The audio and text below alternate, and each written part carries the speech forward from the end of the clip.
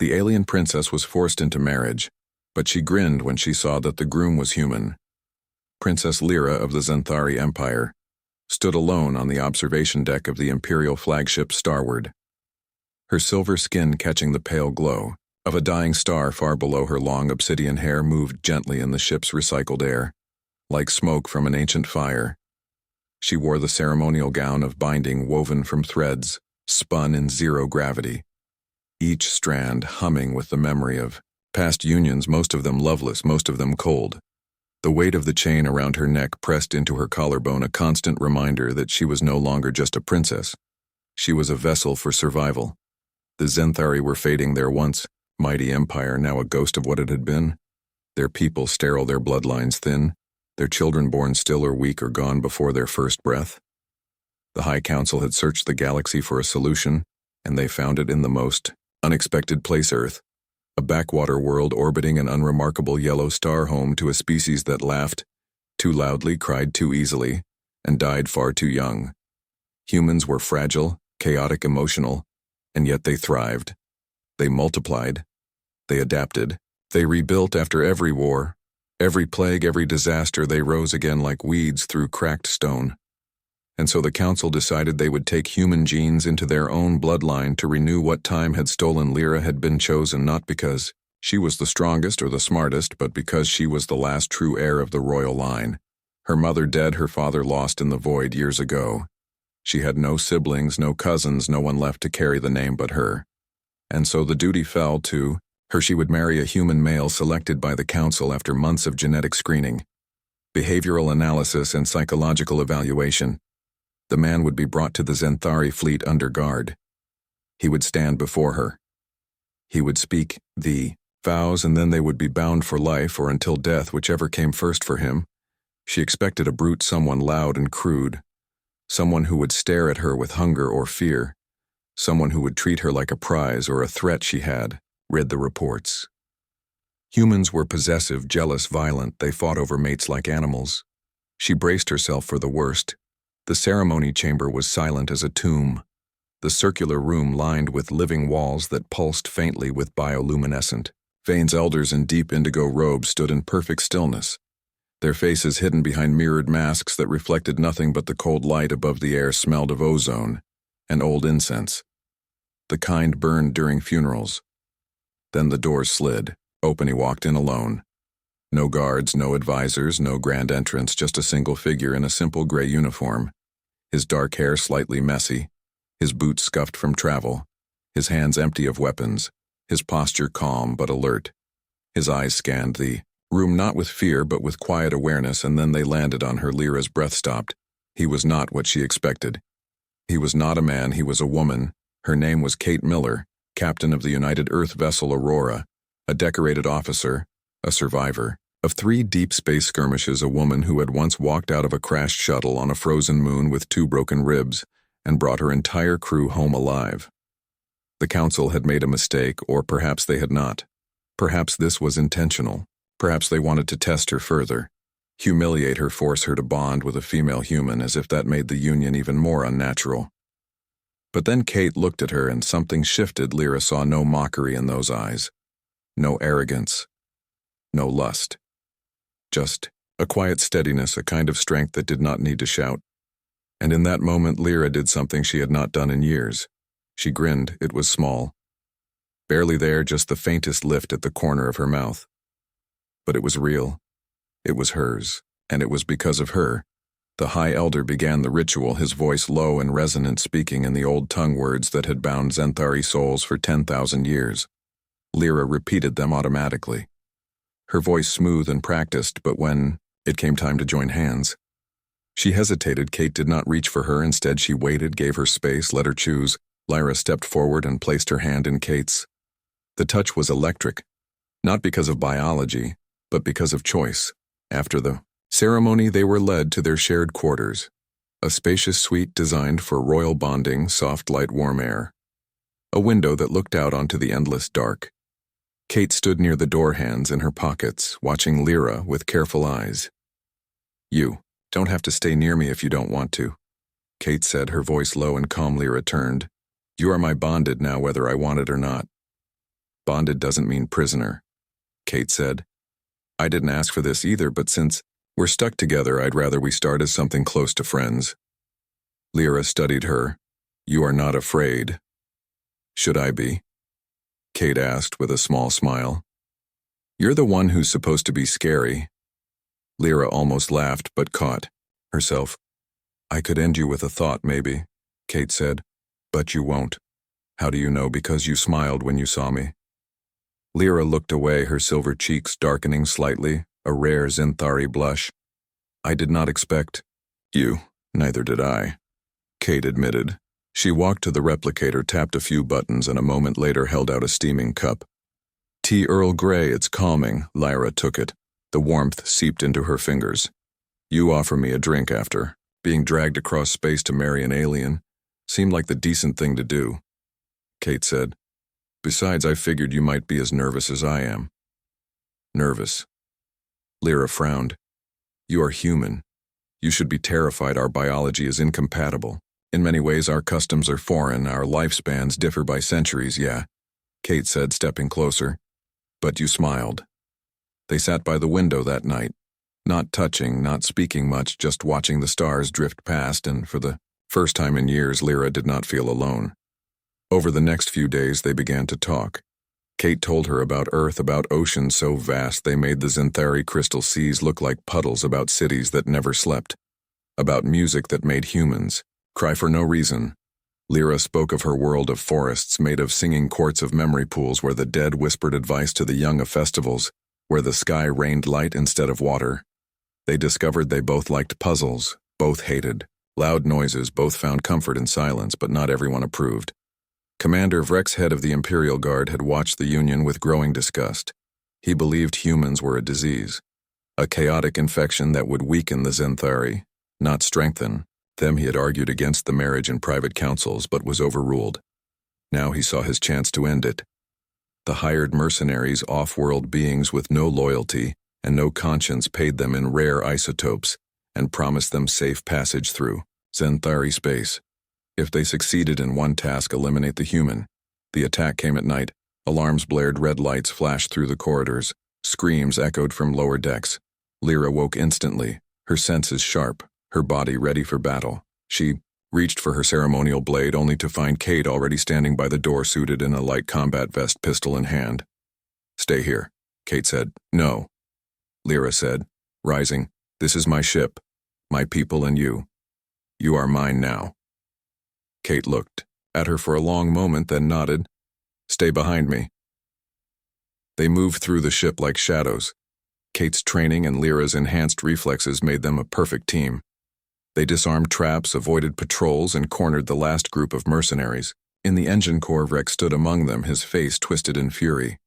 You disgrace our bloodline, he snarled at Lyra. Bonding with a short-lived mammal. She's more than that, Lyra said, stepping forward. She's brave, kind, loyal qualities. You lost long ago. Vrex drew a plasma dagger and lunged. Kate fired a single stun round. It struck Vrex in the chest and he collapsed, twitching to the floor. The threat was over in the aftermath. The High Council summoned Lyra. They expected her to denounce Kate, to claim the human had endangered the Empire, to beg for release from the bond. Instead, Lyra stood before them, tall and unbroken. You sent me to marry for survival, she said, her voice clear and strong. But I found something better. Partnership, trust, love. Kate Miller is not just a human. She is my equal, and if you harm her, you harm me. The elders were silent. Then one by one they bowed their heads. From that day on, the Union was no longer seen as a desperate act, but as the beginning of something new. Humans and Zenthari began to exchange knowledge, technology, and culture. Joint colonies were planned. Schools were built where children of both species learned side by side. And in their quarters, Lyra and Kate sat by the window watching stars being born in the distance. Lyra leaned her head on Kate's shoulder. Do you ever regret it? Lyra asked quietly. Being taken from your world, forced into this. Kate wrapped an arm around her. Regret? No, I got you. That's more than I ever dreamed of. Lyra smiled, the same grin she'd worn on their wedding day, because she had not just survived her fate. She had found joy in it, and in the arms of a human woman named Kate, the last princess of the Zenthari Empire. finally felt free. Life aboard the Starward changed after the failed coup. Commander Vrex's betrayal left cracks in the Imperial Guard and whispers of doubt among the elders. But Lyra did not let fear take root. She walked the halls with Kate at her side, not as a prisoner or a symbol, but as a leader and a partner. The crew watched them with new eyes, no longer seeing a fragile human clinging to power, but a woman who stood shoulder to shoulder with their princess in silence. And in fire weeks passed, and the ship drifted toward the neutral zone, a vast stretch of space untouched by major empires where old treaties held and new alliances could be forged. The Council had approved a joint mission. Humans and Zenthari would co-command a science vessel to explore a newly discovered planet rich in rare minerals and strange energy signatures. It was a test, a chance to prove their union was more than political theater. Kate was named co-captain. Lyra would serve as cultural liaison and royal observer. They prepared in quiet moments between duties. Kate studied Zenthari navigation protocols. Lyra learned Earth slang and the rules of something called baseball, which made no sense but made Kate laugh, so she kept asking about it the day they launched. The new ship Aurora the Coup. The crew was half human, half Zenthari. Tension hung thick in the air like static before a storm. But Lyra and Kate stood together on the bridge, calm, steady, present. They did not shout. They did not demand loyalty. They simply showed up and did the work. The planet they sought was called Alara, a world wrapped in violet clouds with twin suns that painted the sky in gold and rose during the day, and deep indigo at night. Scans showed breathable air, liquid water, and signs of ancient ruins buried beneath the surface, but something else too. An energy pulse, rhythmic, steady, almost like a heartbeat. They landed near a clearing ringed by tall, crystalline trees that chimed softly in the wind. Kate stepped onto the soil first, her boots sinking slightly into soft moss. Lyra followed, her silver skin glowing faintly in the low light. She knelt and touched the ground. This place, it remembers. Remembers what? Kate asked. Us. Lyra whispered. Or someone like us. They set up camp and began surveys by day by night. They sat by a small fire, Kate roasting nutrient bars, Lyra sipping warm broth from a collapsible cup. They spoke little, but the silence was comfortable, filled with the sounds of the alien forest and the distant hum of the ship's engines on. The third day the pulse grew stronger. A team of Zenthari scientists detected a structure deep underground shielded by layers of magnetic rock. Kate wanted to go in. Lyra insisted on going with her. The elders protested, but Lyra silenced them with a single look. She is my bonded. If she goes, I go. They descended in a reinforced lift, the walls slick with moisture, the air growing colder with every meter. The pulse now a steady thrum. In their bones at the bottom they found a door not made of metal or stone, but of something alive, shifting like liquid glass. It bore no symbols, no locks, just a smooth surface that rippled when Lyra placed her hand on it. Light flared. The door opened. Inside was a chamber vast and circular, the ceiling lost in shadow. The floor covered in intricate patterns that glowed faintly blue. In the center stood a pedestal, and on it a single object, a sphere of pure light swirling with colors that did not exist. In human or Zenthari vision, Kate stepped forward, but Lyra grabbed her arm. Wait. She approached slowly, her senses screaming. Not with danger, but with recognition. This place was not built by enemies. It was built by ancestors. As she neared the sphere, it reacted. Light flared. Brighter patterns on the floor lit up in sequence, forming a map. Not of stars, but of genes, of bloodlines, of connections across time and space.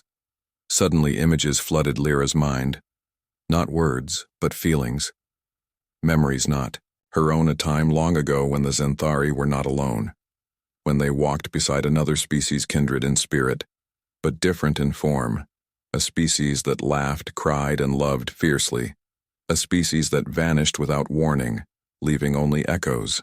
Behind humans. Lyra gasped. Kate turned. What? You were here before, Lyra said, her voice trembling. Not your people. Not now, but your kind. Our ancestors knew yours. We were never meant to be strangers. The sphere pulsed gently as if in agreement. Then the ground shook. Alarms blared from their wrist comms. The surface was under attack. They raced back up the lift to find chaos, smoke rising from the camp. Zenthari and human soldiers fighting side by side against raiders, black, armored figures with no insignia, no identification, just weapons, and rage. Kate grabbed her rifle. Who are they? Scavengers. A wounded Zenthari officer coughed. They must have tracked our signal, but Lyra knew better. She saw the way they moved, too precise, too coordinated. This was no random raid, this was vengeance. Vrex's allies, Evan in defeat. He had left poison behind. Kate took command instantly, barking orders in both English and broken Zenthari. She formed a defensive line while Lyra used her royal authority to activate the ship's emergency beam. They could not fight forever. They had to escape as the Aurora. Kenai lifted off the planet below, erupted in fire. The raiders had planted charges. They wanted the ruins destroyed. They wanted the truth buried back in orbit.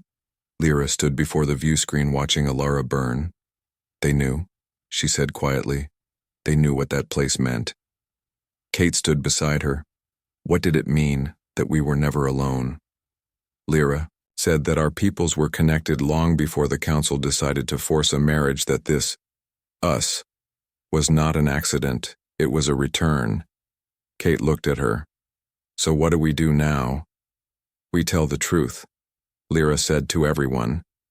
But truth was dangerous. When they returned to the fleet, the council was divided. Some elders called the Alara discovery a fabrication, a human trick to gain favor. Others demanded the ruins be declared sacred and all records sealed. Kate was accused of planting evidence to elevate her status. Lyra's loyalty was questioned. That night in their quarters, Kate sat on the edge of the bed, cleaning her sidearm. They'll never believe us. They don't have to. Lyra said, not yet. She activated a secure channel and sent a single message, not to the council but to every human colony. Every Zenthari outpost, every neutral station within range. She attached the data from the sphere raw, unedited, the genetic map, the ancestral echoes, the proof. By morning, the galaxy was talking. Unearthed news networks broadcast the findings. Scientists debated the implications. Religious leaders called it divine on Zenthari worlds. Young citizens gathered in public squares demanding answers. Elders who had spent lifetimes in silence now faced a new generation that refused to accept lies. The council summoned Lyra again, this time in the Grand Hall with thousands watching through holoscreens. You have caused unrest. The High Elder said, his voice cold. I have caused truth, Lyra replied. And truth is not unrest, it is foundation. Kate stood behind her, not as a subordinate but as a witness. The Elder turned to her. And you, human, what do you want?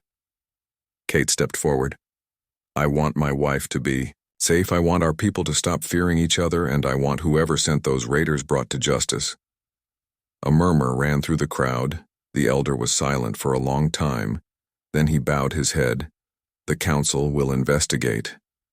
It was not victory, but it was a start. The weeks that followed, Lyra and Kate traveled from station to station, speaking to crowds small and large.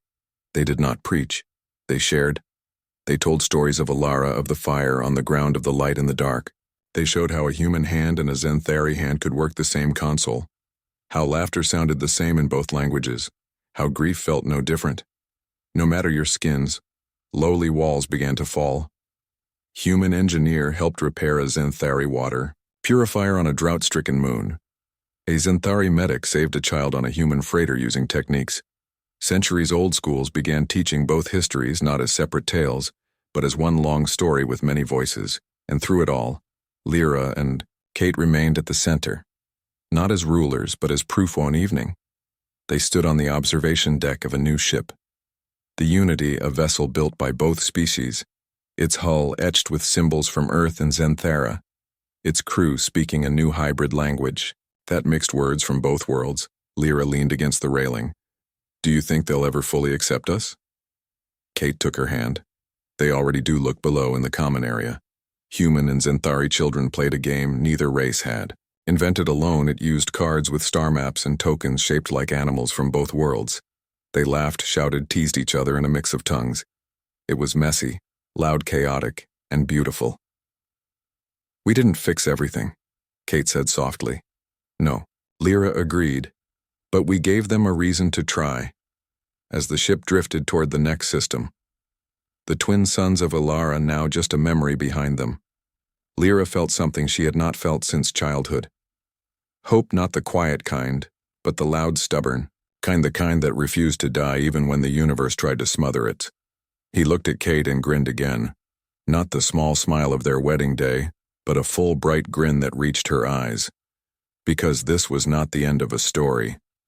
It was the beginning of a new one, written not in blood or duty but in choice, in trust and love, and somewhere in the dark between stars, two peoples once strangers now walked together, not because they had to, but because they wanted to.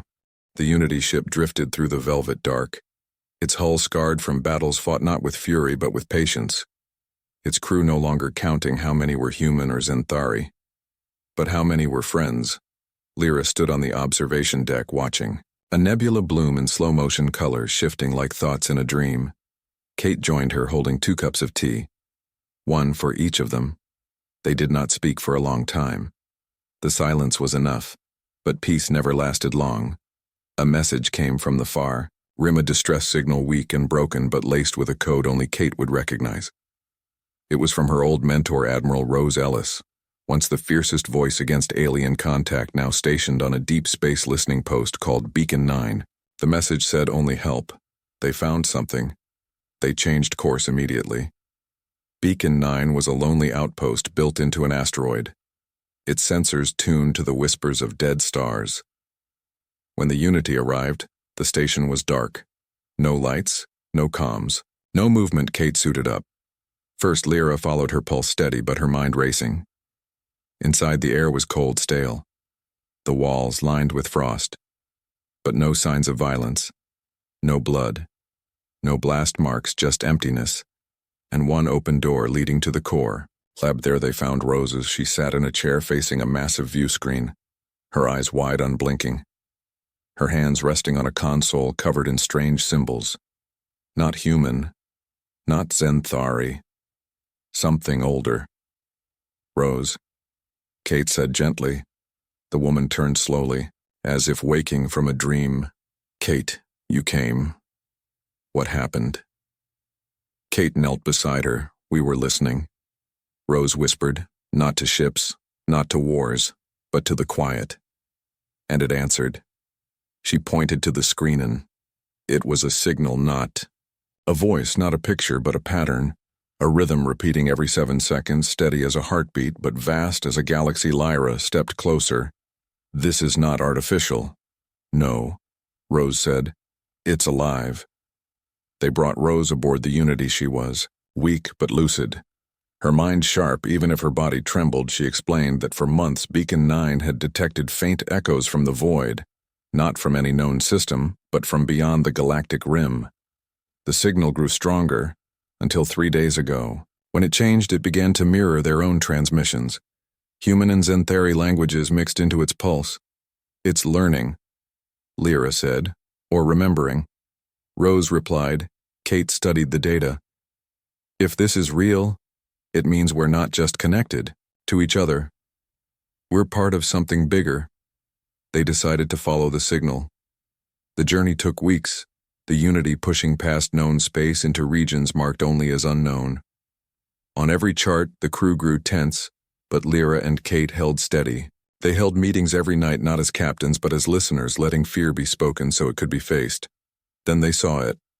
A structure, not a ship, not a station, but a ring floating in the void. Miles wide, made of a material that absorbed light, yet glowed from within. It pulsed in time with the signal. As they approached, the ring opened. Not with doors, but with thought. Lyra felt it first. A gentle nudge in her mind, like a question she answered not with words, but with intent. We come in peace, the ring responded. Light filled the bridge, not blinding, but warm like sunrise on a new world. Images flooded their minds, not of war or conquest, but of connection. Countless species linked across time. Not by blood, but by choice. By curiosity, by care. It's a library. Kate breathed. A living one. They docked gently. Inside, the ring's inner surface was covered in shifting glyphs that changed as they walked, responding to their presence. Human symbols appeared beside Xanthari ones, then others. Unknown but somehow understood. In the center floated a single orb the same as on Alara, but larger, brighter. Lyra reached for it the moment her fingers touched its surface. The truth unfolded, long ago, before empires, before wars, before language even. The first thinkers of many worlds reached out into the dark not with weapons but with songs of who they were. The ring was built as a meeting place, a promise that no one would be alone. But time passed. Fear grew. Species turned inward. The ring slept. Until humans and Xanthari chose each other not out of need but out of hope. The ring had awakened back on the unity. Rose sat with Lyra and Kate. What do we do with this? We share it. Lyra said, not as a secret, not as power, but as an invitation. But sharing truth always stirred shadows as they turned for home. A fleet appeared on the edge of sensor range. Not Xanthari, not human, but a mix of scavenger ships and rogue war vessels. The pure blood had found them, and they were not. Alone they had gathered every group that feared the new world. Lyra and Kate were building. The enemy fleet opened fire. Kate ordered shields up. But Lyra stopped her. No. Lyra, they'll destroy us. They're afraid. Lyra said. So we show them there's nothing to fear. She opened a wide channel and broadcast the ring's signal. Not the raw data, but the feeling. The memory of connection. The promise of belonging. At first nothing happened. Then one ship slowed. Then another. A scavenger vessel powered down its weapons.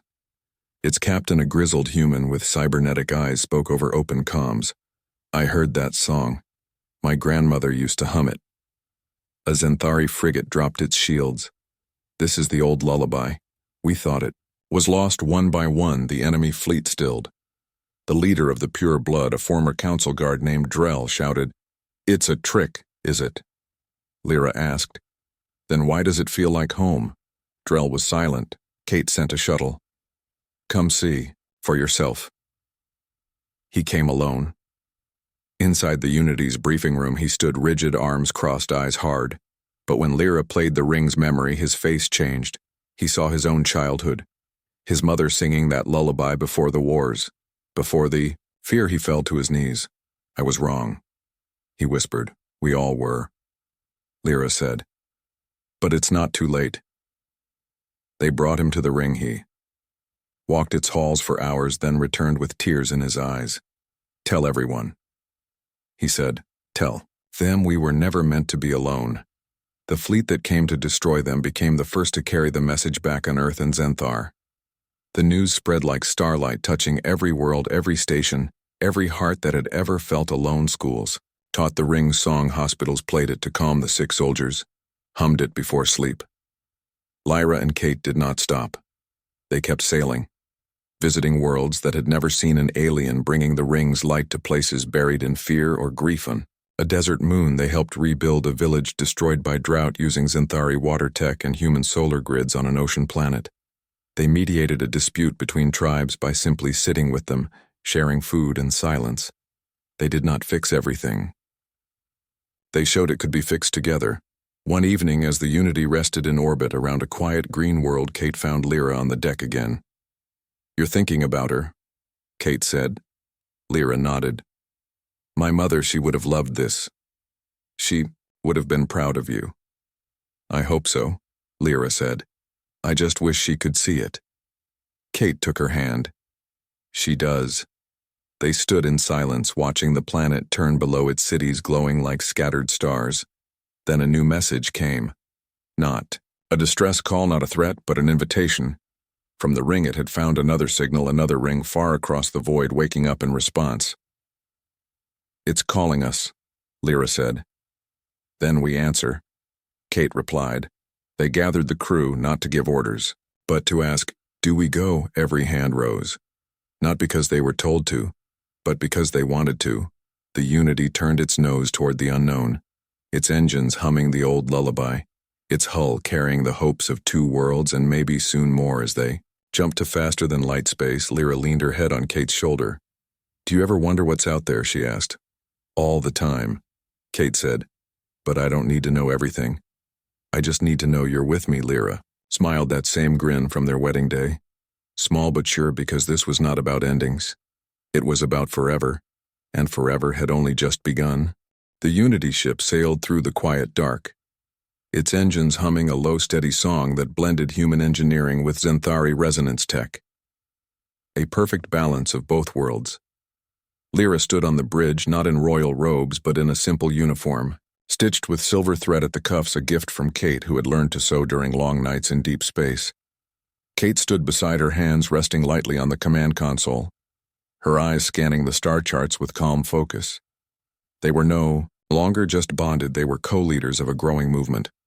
One that believed peace was not weakness but strength. News from the outer colonies had been troubling. Raiders still struck at joint outposts. Vrex's followers had not vanished. They had scattered like embers, waiting for wind to fan them into flame. But worse than violence was silence. Some worlds refused contact. Shut down comms, turned away ships bearing both flags. Fear ran deep and old, and it would not be undone by a single discovery, no matter how profound. Lyra knew they needed more than proof, they needed presence. So they changed course for Helios 9, a human mining colony on the edge of Zenthari space, once a place of trade, now a ghost town, its people hiding behind blast doors. After a recent attack, the Unity arrived not with weapons but with med supplies, food, and open comms. Kate hailed the colony alone. "This is Captain Kate Miller of the Unity. We come in peace. No soldiers, no demands, just help." Static crackled, then a voice rough with exhaustion. "Why should we trust you? Because I'm married to your enemy," Kate said simply, "and she's standing right behind me." The blast doors opened just enough for one person, an old woman with gray hair and tired eyes. She stepped out, rifle in hand, but lowered it when she saw Lyra step forward. Unarmed. "You're the alien princess," the woman said. "I am," Lyra replied. "And you are Martha Reed. I read your file. You kept this colony alive through 3 blackouts and a reactor leak." Martha blinked. "You know my name," Kate told me, Lyra said. She said if anyone here still believed in decency, it would be you. Something in the woman's face softened. She nodded, and the doors opened wide. Inside, the colony was worn but not broken. People watched from windows, doorways, shadows, but they did not run. Lyra and Kate walked slowly through the streets, offering supplies, listening to stories of loss and fear. They did not promise safety, they promised partnership. By the 3rd day, children began to approach, shy at first, then bolder. One small boy tugged Lyra's sleeve. "Can you really live for 300 years? "If I'm lucky," Lyra said. "Will you teach me how to not be scared?" Lyra knelt. "I'm still learning myself, but I know this fear shrinks when you share it." That night the colony held a meal, not a feast, just shared rations, but eaten together for the first time in months, humans and the 2 aliens at the same table, no sides, no walls, just people. As they left Helios 9, the colony sent a message to nearby systems, not a warning but an invitation. The movement grew, but not all welcomed it. On the ice world of Krylos, a Zenthari research station went dark, its last transmission showing blurred figures in black armor dragging scientists into the snow. Lyra recognized the insignia, a splinter faction calling themselves the Pure Blood. They believed mixing with humans was sacrilege, and they were willing to kill to stop it. Kate wanted to go in fast and hard. Lyra agreed, but with one condition: they would bring no soldiers, only medics, engineers, and teachers. "If we meet violence with only violence, we become what they fear," she said. They landed the Unity in the frozen wastes, wind howling like a wounded beast. The station was half buried in snow, its lights out, its doors sealed. Kate used thermal scans to find life signs, faint but present.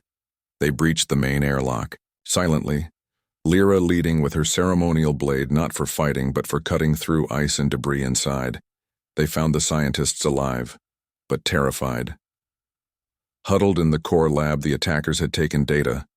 Not lives, a message, not a massacre. On the central console, a single file played on loop, grainy footage of Vrex before his arrest.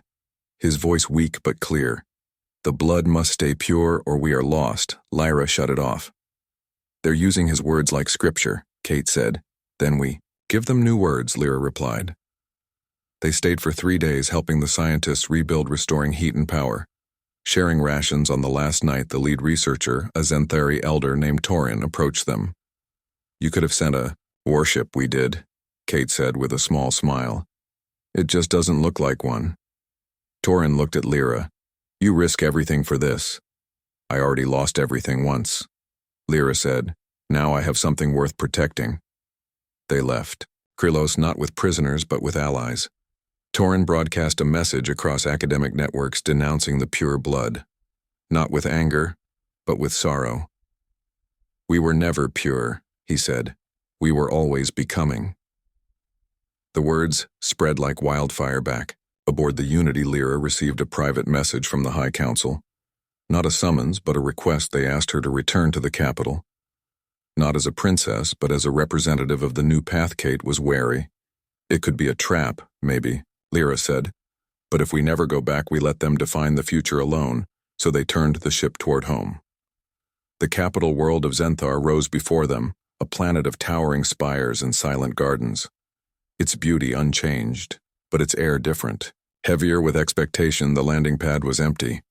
No guards, no crowds, just one figure waiting in the center. The High Elder. He wore no mask.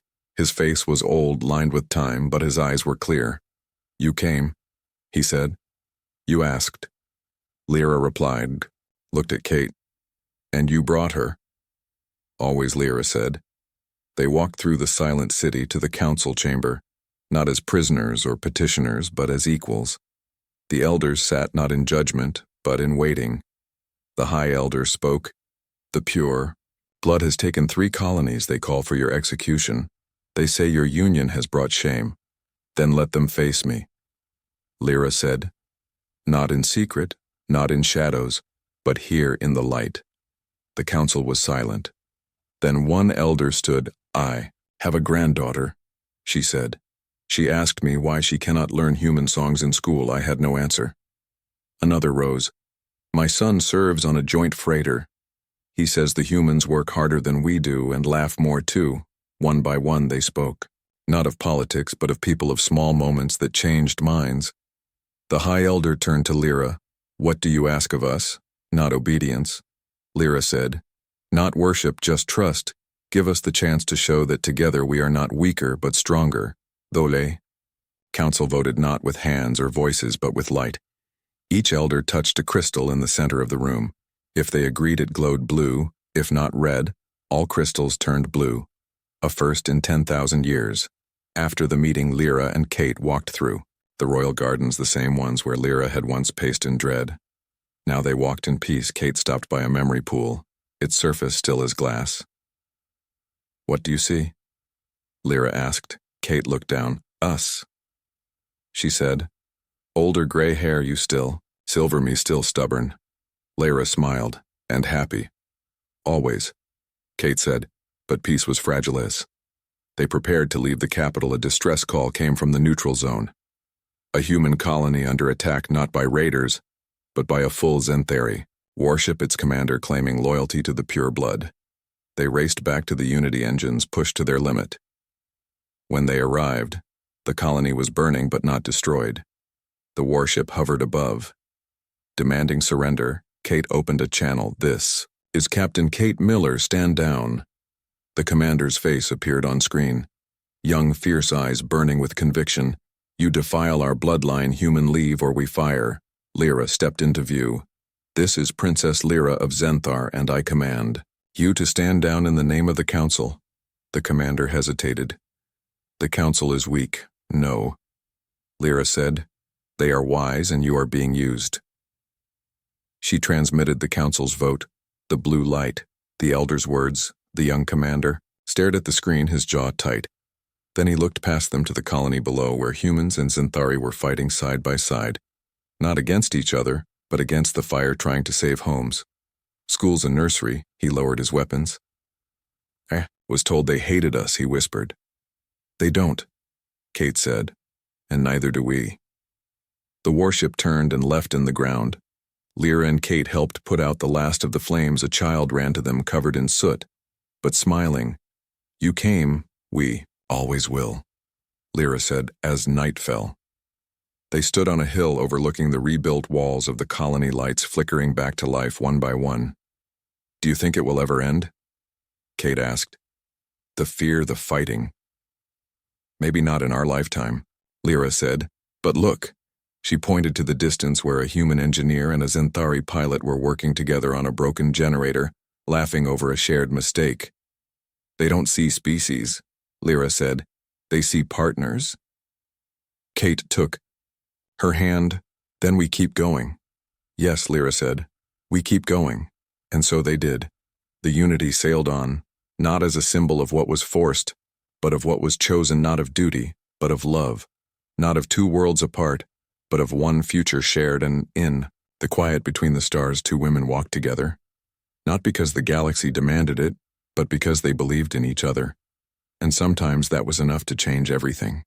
The Unity ship sailed beyond the known stars, its path lit by a signal only hearts could follow, not sensors. The crew moved with quiet purpose. No one shouted. No one rushed. They had learned that the biggest changes came in silence and shared meals, in hands offered without demand. Lyra stood at the forward viewport watching the void ripple as if space itself remembered their passage. Kate joined her holding 2 cups of tea, one for each of them. They did not speak for a long time. The silence was enough. The new signal led them to a place not on any map, a region where stars blinked out and reappeared like breath the ring had called, and something answered. Not with words, but with warmth, like a hand reaching through darkness. Then they saw, hit a second ring larger than the first, its surface woven with light that shifted between colors no eye could name it, floated alone in a sea of nothing, yet it pulsed with life. Steady, patient waiting, as the Unity approached. The ring did not open with force but with welcome, a soft glow spreading across its surface, forming a path of light leading inward. Lyra stepped onto the shuttle. First Kate followed Rose. Ellis came too, her old bones aching but her spirit bright. They crossed the threshold. Together. Inside the air hummed not with sound but with presence. The walls showed scenes not of war or glory but of small moments, a child sharing food with a stranger, an elder teaching a song to the young, a farmer planting seeds after a storm. These were the true stories of the universe, not the ones written in blood but in kindness. In the center hovered a new orb, larger than before. Its light, gentle like dawn. Lyra reached for it the moment her fingers touched its surface. The truth unfolded not as memory but as promise. This ring was not just a library. It was a seed long. Ago the first thinkers did not just meet here, they planted hope in the dark. Knowing it would take ages to grow, they left behind not weapons, not laws, but songs of connection, meant to awaken when species chose each other over fear. And now it was time to plant again.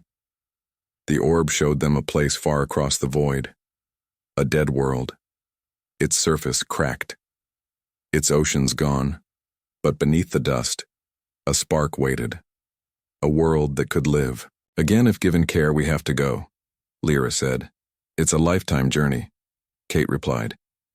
"Then we start today." They returned to the Unity and called the crew not to command but to ask, "Do we take this seed to that world?"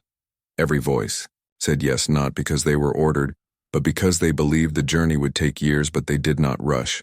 They stopped along the way, helping where they could on a frozen moon. They taught settlers how to grow food under ice using Xanthari, heat crystals and human hydroponics on a desert station. They repaired air filters side by side with locals who once spat at the sight of aliens.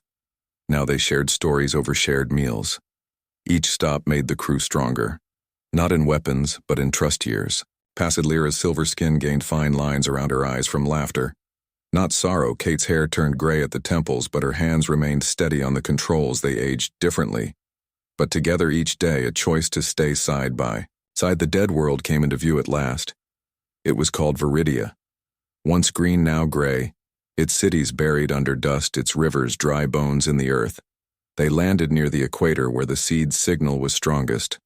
Lyra carried the orb in her hands, not as a relic, but as a promise.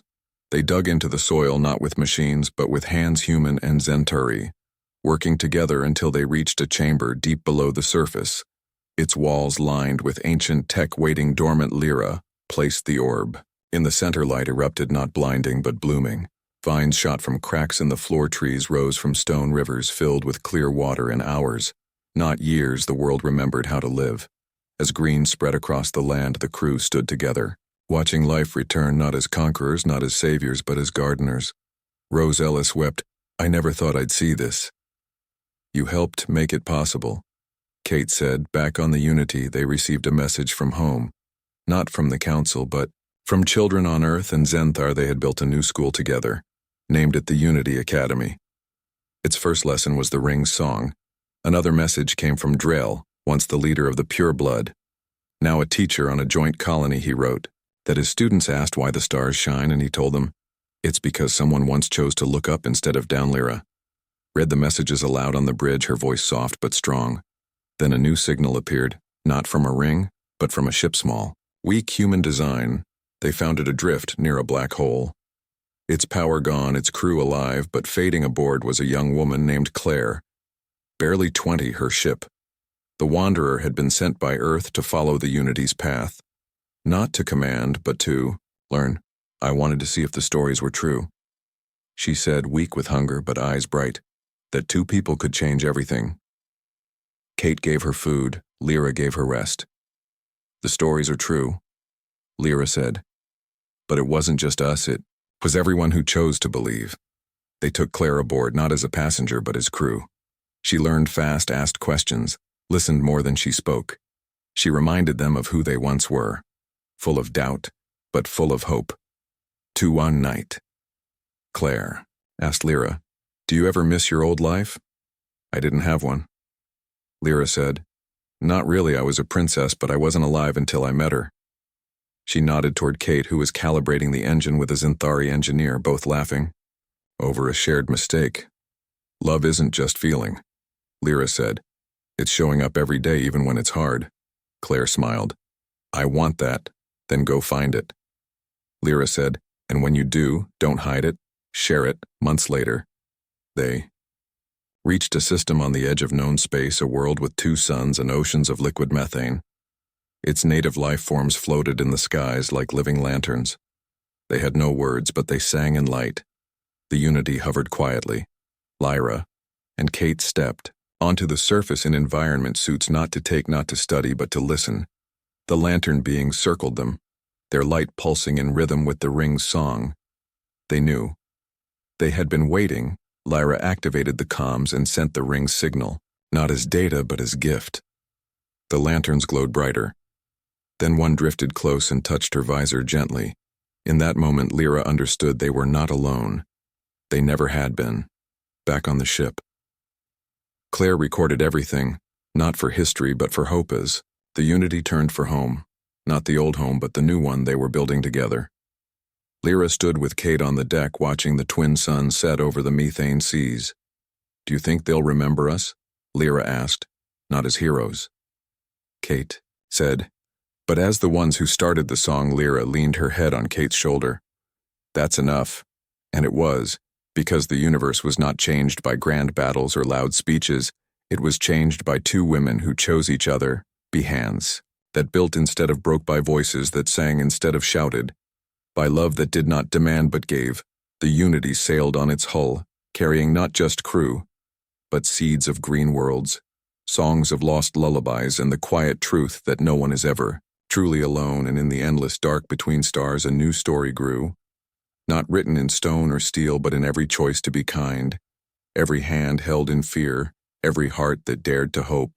And somewhere far ahead, another ring waited, another world slept, another song began, and they would be there, not because they had to, but because they wanted to, together.